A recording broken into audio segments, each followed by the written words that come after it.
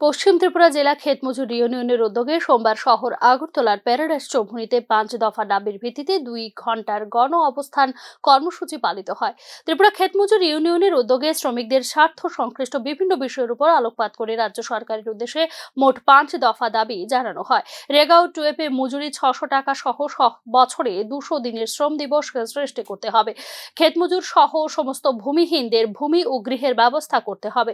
আদিবাসী ও দলিত সহ নারীদের উপর অত্যাচার বন্ধ করে সেই সঙ্গে জড়িত দোষীদের দৃষ্টান্তমূলক শাস্তির ব্যবস্থা করতে হবে।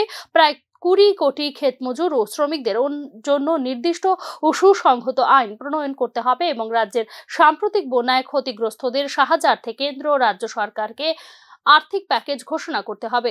রাজ্য সরকারের উদ্দেশ্যে 5 দফা দাবি আদায়ের লক্ষ্যে এদিন গণ অবস্থান কর্মসূচি পালিত হয় বলে ইউনিয়নের পক্ষ থেকে জানানো হয়েছে। রাজ্য পরিষদের উদ্যোগে জনগণের স্বার্থ সংশ্লিষ্ট 5টা দাবি নিয়ে আজ রাজ্যের বিভিন্ন মহকুমা এবং জেলা কেন্দ্রে 2 ঘন্টার গণ অবস্থান কর্মসূচি আমরা গ্রহণ করেছি। এই যে কর্মসূচি, সে কর্মসূচিতে যে 5টা দাবি আমরা গ্রহণ করেছি,